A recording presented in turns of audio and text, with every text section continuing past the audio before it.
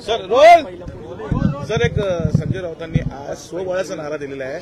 आम्ही आता येणाऱ्या निवडणुका आहे स्वबळावर लढणार आहोत असा नारा लागवला आहे संजय राऊतांनी. एकीकडे महाविकास आघाडीचं समजतंय, दुसरीकडे संजय राऊत वेगळे विचार. महाविकास आघाडीमधला उभाठा शिवसेना हा एक घटक पक्ष आहे. त्यांच्या पक्षाची भूमिका ही स्वतंत्र भूमिका आहे आणि मला असं वाटतं की महाविकास आघाडीचा अतिशय चांगला अनुभव आल्यामुळं आता स्वतंत्र लढण्याचा निर्णय त्यांनी घेतला आहे. हे तुमच्याकडनं मला कळते, मला नक्की माहिती नाही. परंतु ठीक आहे, प्रत्येकाची पक्षाची पॉलिसी ही वेगळी असते. प्रत्येक पक्षानं काय करावं हा त्याचा स्वतंत्र निर्णय आहे. परंतु आलेल्या सगळ्या अनुभवावरनं आणि झालेल्या अपमानावरनं आणि विशेषतः स्वातंत्र्यवीर सावरकरांच्या बाबतीमध्ये मानहानीकारक वक्तव्य केल्यानंतर देखील याच उभाटा शिवसेनेनं काही पाऊल उचललेलं नव्हतं. आपण असं म्हणू की या हिवाळी अधिवेशनानंतर त्यांना चांगली सुबुद्धी आलेली आहे आणि त्यांच्या पक्षानं स्वबळाचा जो निर्णय घेतलेला आहे हा त्यांचा वैयक्तिक प्रश्न आहे. महाविकास आघाडीमध्ये असताना देखील तिन्ही पक्ष एकत्र असताना देखील महाराष्ट्राच्या जनतेनं त्यांना नाकारलेलं आहे हे आपल्याला सगळ्यांना ज्ञात आहे. सर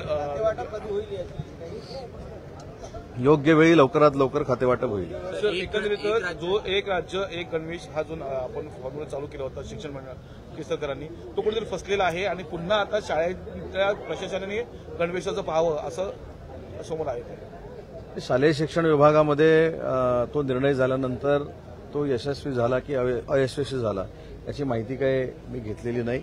परंतु जे मुलांना योग्य असेल, जे पालकांची इच्छा असेल तशाच पद्धतीची भूमिका शासन घेईल ही शासनाची भूमिका आहे.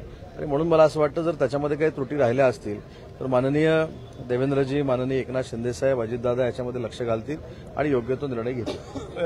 कमी दर्जाचा जो कापड आहे तो मिळत होता, वेळेवर मिळत नव्हता, अशा अनेक त्रुटी त्यातून निघत होत्या. सर मी सांगितलं ना, त्याच्यामध्ये जर काही त्रुटी असतील तर त्याच्यामध्ये योग्य निर्णय ही तिन्ही नेते मंडळी बसून एकत्र शासनाचं नेतृत्व करणारी मंडळी बसून त्याच्यावर निर्णय घेतील. सर पूर्ण अधिवेशन झालेलं आहे परंतु खातेवाटप नाहीये.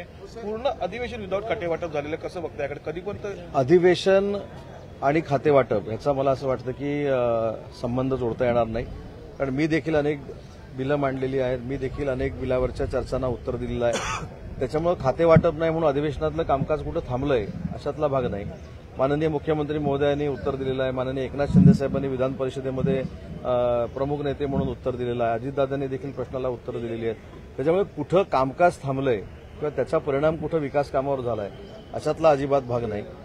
मंत्री नसताना देखील 1400 कोटी रुपयाची तरतूद ही लाडक्या बहिणींसाठी केलेली आहे. बाकीच्या योजना पूर्ण करण्यासाठी, चालू ठेवण्यासाठी तरतूद केलेली आहे, रस्त्यांसाठी तरतूद केलेली आहे. त्याच्यामुळे खातेवाटप हा तीन पक्षांचा इंटरनल प्रश्न आहे आणि तो योग्य वेळी आताच लवकरात लवकर खातेवाटप होईल याची आम्हाला सगळ्यांना खात्री आहे. 6 दिवस अधिवेशन झालंय, मात्र हाती काय लागला हा देखील एक प्रश्न निर्माण होतोय. कारण विदर्भ आणि मराठवाड्यासाठी होणारं संपूर्ण अधिवेशन असतं, एकही चर्चा आपल्याला अद्यापपर्यंत विदर्भाबद्दल होताना आपल्याला कदाचित सभागृहातली माहिती मिळालेली नसेल किंवा गैरसमज कोणीतरी करून दिला असेल. या शासनामध्ये जे काही प्रस्ताव शासनकर्त्यांकडनं किंवा सत्ताधाऱ्यांकडनं ठेवले गेले त्याच्यामध्ये विदर्भ आणि मराठवाड्याचा उल्लेख आहे.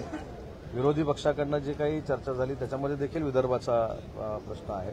आणि मला असं वाटतं की विदर्भाला न्याय देण्यासाठी हे 100% अधिवेशन असतं. त्याच्यामध्ये विदर्भाला न्याय देण्याची भूमिका देखील सरकारनं घेतलेली आहे आणि विदर्भासह महाराष्ट्रातल्या जनतेच्या ज्या आमच्याकडनं अपेक्षा आहेत त्या देखील या 6 दिवसामध्ये पूर्ण करण्याचा आम्ही प्रयत्न केलेला आहे. एक महत्वाची गोष्ट आहे की या अधिवेशनामध्ये प्रश्नोत्तरं नव्हती, लक्षवेधी नव्हत्या, म्हणून माननीय अध्यक्षांनी त्यांच्या अधिकाराचा वापर करून किमान 50-50, 60-60 औचित्याचे मुद्दे हे सभेमध्ये चर्चेला आणले, विधान परिषदेमध्ये चर्चेला आणले. त्याच्यामुळे प्रश्न जरी नसले, लक्षवेधी जरी नसल्या तरी औचित्याच्या मुद्द्याद्वारे महाराष्ट्रातल्या, विदर्भातल्या, कोकणातल्या, मराठवाड्यातल्या, उत्तर महाराष्ट्रातल्या आमदारांनी त्यांच्या विभागाचे प्रश्न मांडले.